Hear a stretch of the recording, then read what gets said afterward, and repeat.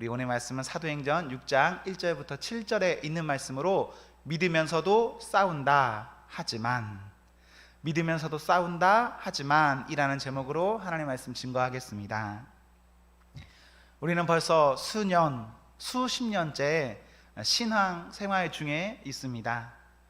우리는 그간 어떻게 신앙 생활 하셨습니까? 저는 모태신앙이고 어렸을 때부터 하나님께 감사한 일이 참 많았습니다. 그래서 어렸을 때부터 좀 은혜가 있었기 때문에 제가 교회에 있거나 혹은 어느 곳에 있거나 대부분의 일이 저에게는 감사하게 보였습니다. 이것은 제가 정말 하나님 믿어서 받은 큰 은혜입니다. 예수님이라는 이 안경으로 보니까 세상이 그렇게, 혹은 내가 사는 환경이 그렇게 나쁘지 않았습니다. 그저 좋았습니다. 그런데 만약에 저의 삶 가운데 예수님이라는 분이 없었다면 어땠을까요? 저는요, 정말 감사하지 못하고 한탄하고 원망하면서 평생을 소모적으로 살았을 것 같습니다. 저는 그런데 사랑하는 성도 여러분, 여러분들의 삶, 신앙생활은 어떠십니까? 우리의 과거는 어떠셨고 우리의 현재는 어떻게 살아가고 계십니까? 저는 소망합니다. 우리의 과거는 어땠든지 간에 현재와 앞날에 있어서 감사와 기쁨이 넘치기를 소망합니다. 지금까지는 어려웠거나 힘들어도 괜찮습니다. 지금까지는. 하지만 우리의 앞날에 있어서 하나님으로 인해서, 그 주신 은혜로 인해서 행복하기를 소망합니다. 저희요, 예수님 믿어서 행복해야 합니다. 우리 이렇게 오늘 교회에 모였는데요, 교회에 있다 보면 감사하고 좋은, 웃을 날도 많이 있지만 또 한편으로는 불편한 날도 있습니다. 우리 예수님은 너무너무 좋은데 사람과 사람이 만나는 곳이다 보니까 사람에게서 오는 어려움이 교회에서도 분명 있습니다. 여러분 그렇지 않습니까? 교회에 오면 예수님은 좋으시죠? 교회 다니시는 분 중에 예수님 때문에 시험에 드는 분은 없어요. 주로 시험은 사람에게서 옵니다. 때로는 내가 예수님 잘 믿고 교회도 잘 다니지만 사람에게서 오는 어려움 때문에 눈물 짓고, 어떻게 교회가 그러냐, 어떻게 믿는 사람이 그러냐 등의 말을 하면서 매우 심히 아파할 때가 있습니다. 그런데 성도 여러분, 이런 것들은 전혀 이상한 일이 아닙니다. 왜 그러냐면 교회는 죄인들이 모인 곳이기 때문에 그렇습니다. 죄인들이 예수님 덕에 모여서 의인이라 불릴 뿐이지 우리는 그저 죄인이거든요. 그래서 이렇게 모여있을 때 사람과 사람 사이에서 어떤 어려움이 있는 것, 이것에 너무 집중해서는 안 됩니다. 우리 예수님 누가복음 5장 32절에서 이렇게 말씀하셨습니다. 내가 의인을 부르러 온 것이 아니요 죄인을 불러 회개시키러 왔노라. 우리요, 의인이라서 깨끗해서 잘나서 이렇게 모인 것 아닙니다. 그저 하나님의 사랑 때문에 죄인이지만 이 자리에 나올 어떠한 존재는 아니지만 그저 부르심 받아 나온 것 뿐입니다. 그래서 서로가 서로를 볼 때에 어떤 어려움은 있을 수 있지만 그 어려움 집중하지 마시고, 그럼에도 하나님, 예수님만 바라며 집중하셔야 합니다. 그래야 은혜되지, 교회에 와서 사람 보며 사람에 집중하면 은혜 받을 것 하나도 없습니다. 우리 신앙생활 수년, 수십 년째 하신 성도 여러분, 교회에 오면서 사람 보는 것 아니라 예수님 보는 그 믿음의 훈련을 잘 하셔야 합니다. 그때 우리는 예수님으로 인해서 평안을 누립니다. 우리 주님 주시는 평안이 있기를 소망합니다. 오늘 본문은 초기 기독교 교회의 모습입니다. 예수님의 12제자가 실제 사역하던 그런 시대입니다. 지금 우리가 보기에는 정말 어마어마한 인물들이 교회에 직접 이렇게 서서 가르치던, 교회를 치리하던 그런 시대입니다. 그런데 그런 위대한 사람들이 교회에 있으면 교회에 아무런 문제가 없이 교회가 잘 됐을까요? 그렇지 않습니다. 우리 오늘 본문을 보아서도 알지만 사도들이 교회에 있을 때에도 교회에는 이런저런 어려움이 있었습니다. 사도행전 1장에 보시면요, 예수님의 승천 이후에 제자들이 포함한 몇 성도들이 모여서 마음을 같이하여 오로지 기도에 힘썼습니다. 그럴 때 2장 4절에 보시면 성령 충만함을 받고 방언을 하며 기도하기도 하는데, 그런 초기 교회의 상황이 얼마나 뜨겁고 좋았던지 2장 41절에 베드로가 한번 말씀을 전하면 신도의 수가 3천, 특별히 세례받는 수가 3천이나 되는 그런 놀라운 일이 막 일어나는 그런 때였습니다. 2장 44절에 보아도 얼마나 좋았던지 믿는 사람들이요, 내 것이라고 무엇인가를 주장하지 않고 나누면서 함께 아름답게 사는 그런 시대가 지금 오늘 말씀의 배경적인 부분입니다. 이런 모습 얼마나 아름답고 얼마나 좋습니까? 교회에 이것만 보면 아무런 문제가 없을 것 같죠? 사람들은요, 이 당시 너무 좋으니까 예수님 믿는다고 막 핍박을 당해도 5장 41절에 기뻐하며 살아버렸습니다. 이런 믿음이 충만한 공동체였는데, 오늘 본문 1절에 보시면 이 공동체에도 아픔이 있습니다. 원망이 있습니다. 어떤 원망, 어떤 아픔인가? 특정 집단의 사람들이 도움을 받지 못했습니다. 그러다 보니까 한켠에서 불만의 소리가 쏟아져 나왔습니다.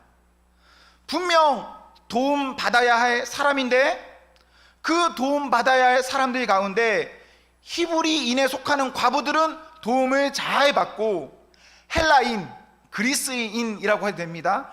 헬라인 과부들은 도움을 받지 못하는 상황이 되었습니다.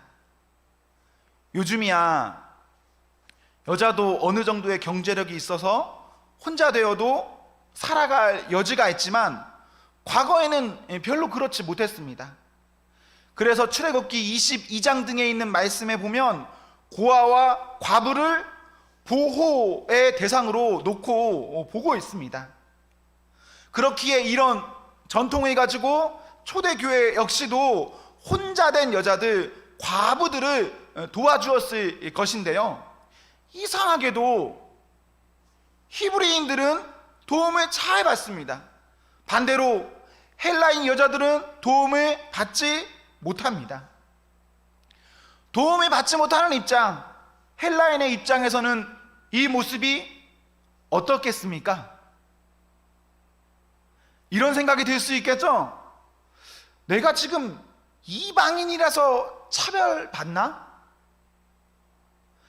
또 하필이면 예수님의 제자들은 히브리인입니다. 히브리인 지도자들이 히브리인 여자들을 도와줘요. 그러면 이런 마음이 들 수 있어요. 자기들끼리만 챙겨 먹나? 이런 불만이 헬라인에게는 들 수가 있습니다. 오늘날 우리 교회도 그렇게 생각할 수 있지 않겠습니까? 어느 목장만 자꾸 뭘 이렇게 배정해줘요. 어느 목장만 자꾸 신경 써줘요. 그러면 상대적으로 다른 곳에서는 서운하고 불평, 불만이 들 수가 있겠죠. 이런 어쩌면 너무너무 당연한 상황 가운데 1절에 사람들은 원망했습니다. 저는 이러한 원망이 이유야 어쨌든 자연스러운 것이라 생각합니다. 상황상 원망 안 할 수가 없죠. 왜 하필이면 우리만 도움 못 받을까? 왜 하필이면 나만 도움 못 받을까? 그러나 한켠에서는 또 이런 생각이 들기도 합니다. 도대체 왜 이런 일이 일어났을까? 왜 헬라인 과부들만 도움을 받지 못했을까? 분명 무슨 이유가 있을 텐데. 진짜 예수님의 제자들이 차별하기 위해서 그렇게 한 것일까? 아닌 것 같은데. 이 교회는 분명 성령 충만해서 뜨겁게 사랑하는 교회인데 어떻게 이런 일이 일어났을까? 저는 의아했습니다. 그래서 조금 성경을 이렇게 보았습니다. 원망하는 사람들의 입장은 잘 반영되어 있으니까 이번에는 원망 받는 사람들의 입장에서도 한번 생각해 보자. 제자들의 입장에서도 한번 생각해 보자. 이런 말입니다. 왜 이런 일이 일어났는가? 1절에 보시면요, 크게 두 가지로 추측해 볼 수 있습니다. 첫째로는 믿는 사람의 수가 많아졌습니다. 즉 제자들의 입장, 교회 지도자의 입장으로서는 업무의 양이 너무 과해졌다는 겁니다. 제자들도 분명 사람이기 때문에 사람이 할 수 있는 업무의 양이란 게 주어져 있습니다. 그런데 많은 사람이 믿다 보니까 그것을 감당할 수 없는 지경에까지 이르는 겁니다. 그리고 또 한 가지 추측해 볼 수 있는 것이 사용하는 언어의 문제입니다. 히브리 말을 쓰는 사람이 그리스 말을 쓰는 사람을 도와야 하는데 의사소통에 문제가 있었다라고 이 본문을 보는 것입니다. 그렇다면요, 우리는 충분히 제자들의 입장, 도움을 제대로 주지 못하는 사람의 입장도 우리는 이해가 될 수가 있습니다. 생각해 보십시오. 너무 일이 많은 겁니다. 잘 하고 싶어도 잘 할 수 있을까요? 못해요. 또 생각해 보십시오. 저는 한국말을 쓰는데 여러분은 일본말을 쓰는 겁니다. 제가 여러분들을 잘 섬길 수 있겠습니까? 여러분들은 잘 섬김 받을 수 있을까요? 그렇지 못해요. 그냥 상황이 이렇다라는 것입니다. 이렇게 우리가 이 말씀을 보면 도움 받지 못했다고 원망하는 사람도 이해가 되고, 도움 주지 않았다고 원망 듣는 사람도 우리는 얼마든지 이해할 수 있습니다. 서로 각자의 입장에서 보면 충분히 그럴 만한 어떠한 이유가 있을 수가 있습니다. 물론 우리가 사람이니까 서운하고 아쉬울 수 있습니다. 그럴 때 자신의 의견을 표현할 수도 있겠죠. 그러나 중요한 것은 자신의 것을 너무 내세우다가 상대를 하나도 헤아리지 못하면 그것은 그리스도인이 아닙니다. 우리 나를 주장할 수 있을 때 주장하십시오. 그러나 주장하면서도 상대를 한번 헤아리면서 왜 이런 일이 일어난 것일까 생각하고, 또 그렇게 생각하면서 충분한 화해의 여지가 있다면 우리 잘 의견을 나누고 화해해서 하나된 교회로 나가야 합니다. 그것이 예수님께서 우리에게 바라시는 교회의 모습입니다. 교회는 분열하고 다투고 싸워서 원수처럼 지내는 곳이 교회가 아닙니다. 교회는 우리가 죄인이지만 예수님께 부름받아서 모였기 때문에 이 안에서 우리는 온전한 하나를 이루어야 합니다. 이렇게 문제가 생겼는데, 그리고 각자의 어떤 이렇게 입장이 있는데 이 일을 어떻게 처리했을까요? 3절에 보시면 함께 일할 수 있는 사람 7 집사를 세웁니다. 오늘날로 말하면 여기서 말하는 7 집사는 7 장로를 세웠다라는 말입니다. 이것은 아주 좋은 처사죠. 믿는 사람이 많아져서, 그래서 내가 혼자 다 감당할 수 없다면 그 규모에 맞는 충성된 일꾼이 필요합니다. 그것을 세우면 부족한 부분을 채워질 수가 있겠죠. 혼자 감당하지 않아도 되니까. 사도들은 이렇게 사람을 세워서 사람의 한계에 따른 실수를 피할 수 있었습니다. 이것저것 다 하려면 아무것도 못할 수도 있는데 초대교회는 사도들은 이 일을 잘 정리하였습니다. 그래서 2절과 4절에 보시면 사도는 사도로서 무엇에 집중합니까? 기도와 말씀 전하는 것에 집중합니다. 시간 뺏기지 않았어요, 그것에. 그리고 3절에 보시면 장로는 장로로서 운영적인 측면에 집중할 수 있게 하였습니다.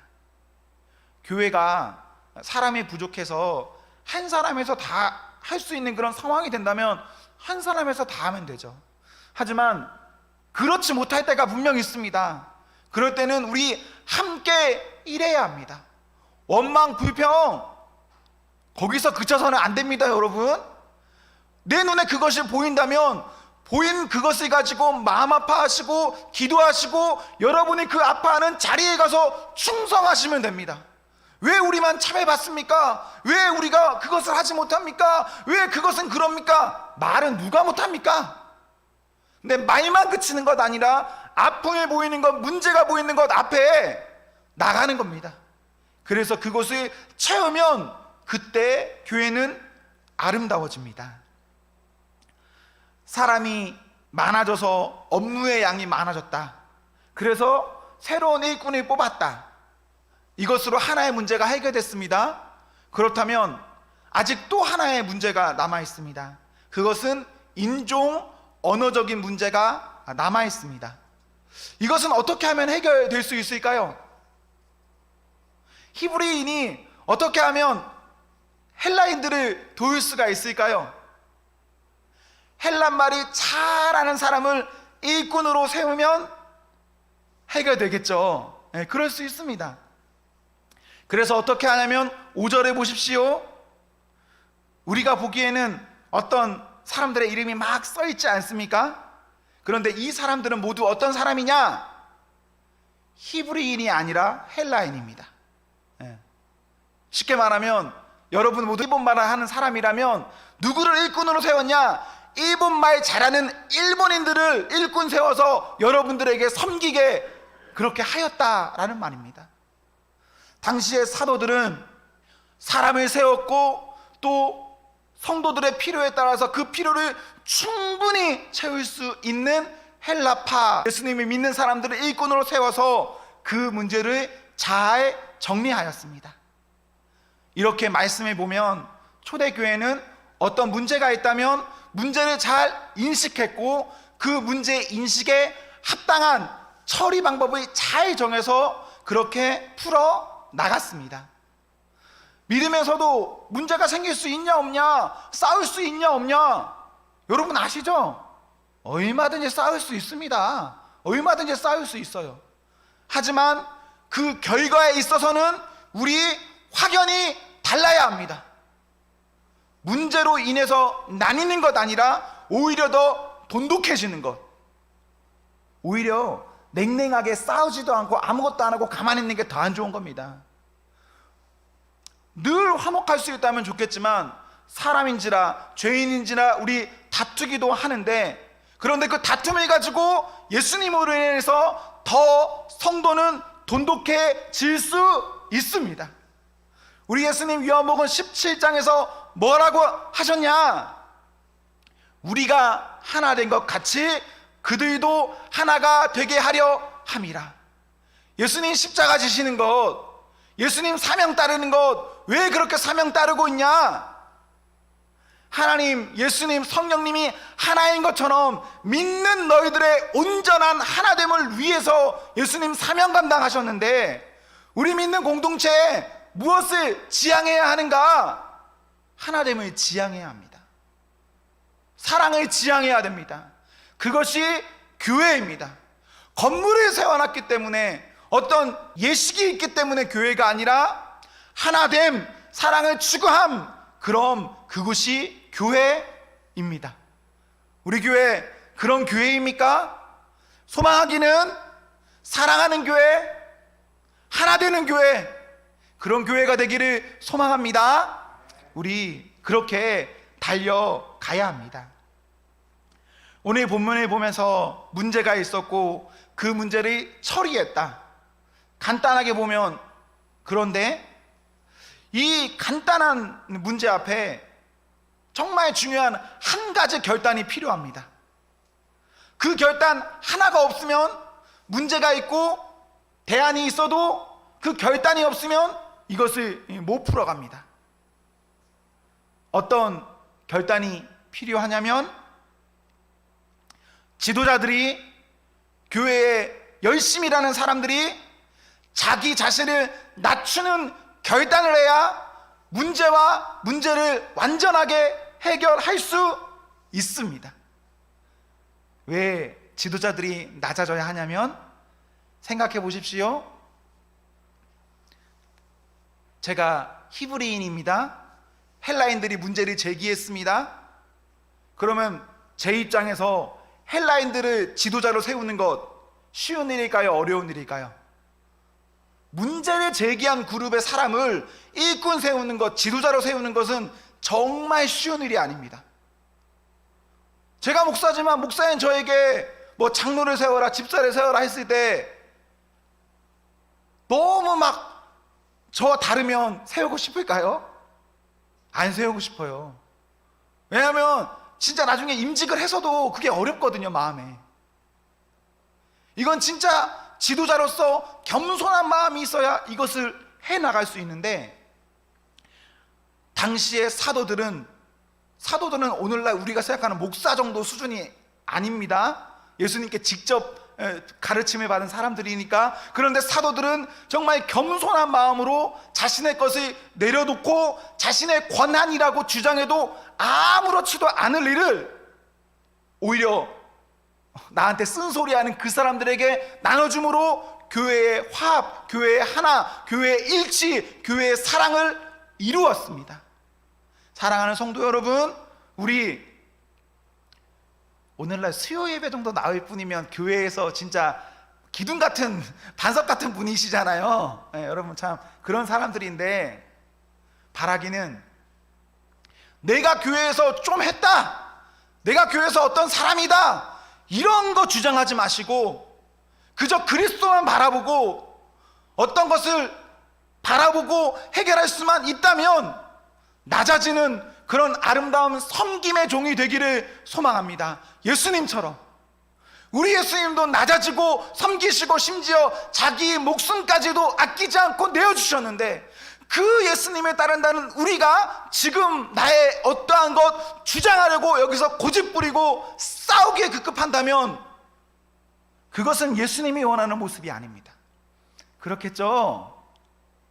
어려운 부분이지만 사랑하는 성도 여러분, 우리 예수님이 원하면 내 자존심과 나의 어떠한 권한이라고 생각되는 것들, 나의 어떠한 약점들 그저 순순히 인정하고 교회의 하나됨, 사랑을 위해서 우리 더 점진하는 그런 성도가 되셔야 합니다. 이렇게 우리가 살아만 간다면 7절에 어떤 은혜가 있습니까? 말씀이 더욱 왕성해집니다. 말씀이 더욱 흥왕합니다. 우리가 믿는 사람으로서, 우리가 교회 지도자들로서, 우리가 교회의 어떤 재직으로서 온전히 사랑하고 온전히 일치를 이룬다면 말씀은 흥왕합니다. 이것은 단순히 우리 교회가 잘 된다 이런 말을 하는 것이 아닙니다. 우리가 예수님 믿는 사람으로 잘 살면 이 지역이, 우리 나라가, 이 세상이 말씀 때문에 변합니다. 그리스도 교회가 왕성할 때는 신도의 수가 많았기 때문에 왕성한 적이 없습니다. 오히려 신도의 수가 미미했지만 그 미미한 숫자가 하나님께 충성 다했을 때, 말씀으로 살려고 부단히도 노력했을 때 그리스도의 교회는 왕성합니다. 말씀이 흥왕하는, 왕성하는 그런 교회가 되려면 우리 어떻게 해야 하냐? 예수님 가는 길 따라가면 됩니다. 힘들고 어렵지만 그렇게 따라가면 됩니다, 여러분. 그렇게 우리 자신의 겸손히 낮추고 나아가는 성도가 되십시오, 여러분. 물론 이것이 참 쉽지가 않습니다. 나를 내려놓는 것 진짜 쉽지가 않습니다. 내 자존심을 내려놓는 것, 저도 잘할 수 있다고 장담이 없습니다. 저도 잘 못하겠어요. 하지만 그래서 우리가 기도해야 하는 겁니다. 하나님 앞에 부단히 어떠한 내용을 놓고 하나님 앞에 꾹 기도하는 겁니다. 그렇다면 그 기도 가운데 어떤 일이 일어나는가? 우리가 다 알지 못하는 크고 비밀할 일로 하나님 우리에게 은혜 내려주시고, 우리는 그 기도한 대로 응답받아 그리스도의 온전한 교회를 이루어 갈 수 있습니다.